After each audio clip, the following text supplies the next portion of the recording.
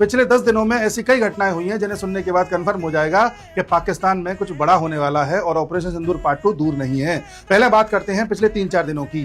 पिछले 3-4 दिनों में यानी कि 18 अगस्त से लेकर के 20 अगस्त के बीच में चाइना से और टर्की से पाकिस्तान में कुछ कार्गो एयरक्राफ्ट उतरते हैं नूर खान एयरबेस पर और कराची में, और इन कार्गो एयरक्राफ्ट में से कई सारा सामान नीचे उतारा जाता है। लगातार 60 घंटे तक एक के बाद एक एयरक्राफ्ट आते हैं, अपना सामान उतारते हैं। क्या आया था सामान के तौर पर किसी को नहीं पता। इसी बीच पाकिस्तान में मुनीर को चीफ ऑफ डिफेंस फोर्सेस के तौर पर असीम शक्तियां दे दी गई। जो पहले अमेंडमेंट किया गया था उसको सख्ती से लागू कर दिया गया है और अब वो वहां पर सबसे ज्यादा शक्तिशाली व्यक्ति है डिफेंस फोर्सेस में। इसी बीच 19 अगस्त को यूएस एम्बेसडर जो भारत में सर्जियो गौर हैं, ये कश्मीर जाते हैं और कहते हैं कि कश्मीर भारत का अभिन्न हिस्सा है। और इसी दौरान भारत एक एयरक्राफ्ट भेजता है अफगानिस्तान में। बताया जाता है कि इसमें मेडिकल एड भेजी गई है भारत के द्वारा।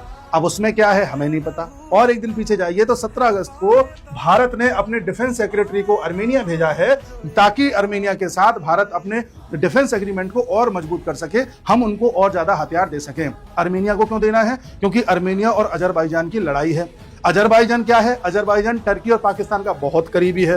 टर्की चर्चा में क्यों है? क्योंकि टर्की और पाकिस्तान इस समय जुगलबंदी कर रहे हैं और टर्की, पाकिस्तान और सऊदी के बीच में एक डिफेंस पैक्ट भी हो चुका है जिसे मैक्का पैक्ट बोलते हैं। यानी कि टर्की के पड़ोस में जाकर के हमने एग्रीमेंट कर लिया। इधर पाकिस्तान के पड़ोस में अफगानिस्तान में हमारा एयरक्राफ्ट उतर गया। उधर 11 अगस्त को बलूचिस्तान ने अपना इंडिपेंडेंस डे ऑब्जर्व कर लिया। इधर 12 अगस्त को हमारे 14 स्टेट्स में 200 लोग ऐसे पकड़े गए हैं जो कि शहजाद भट्टी के नेटवर्क से जुड़े हुए थे, जो पाकिस्तान में आईएसआई एजेंट है और भारत में टेरर अटैक करने की योजना बना रहा था। 12 अगस्त के आसपास का वही दौर है जब अमित शाह लोकसभा राज्यसभा में नहीं आ रहे थे और हर कोई पूछा था अमित शाह कहां है, अमित शाह कहां है। वो इन 200 लोगों को पकड़वाने की योजना बना रहे थे। और साथ ही 13 अगस्त को हमारा मॉनसून सेशन खत्म होता है। 14 अगस्त को पाकिस्तान का इंडिपेंडेंस डे था। 15 अगस्त को हमारा इंडिपेंडेंस डे था।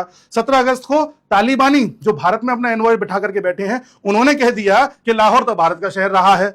और 17 अगस्त को ही भारत ने अर्मेनिया में अपना आदमी भेजा और 18 से लेकर 20 अगस्त तक पाकिस्तान में कई सारे जहाज उतरे और इसी दौरान हमारा एक जहाज अफगानिस्तान में उतरा। इसी दौरान मुनीर भी ताकतवर हो गया और इसी दौरान भारत में क्या चल रहा है बड़ी खामोशी से ऑब्जर्व करते जाइए और इंतजार करिए पाकिस्तान के टुकड़ों का।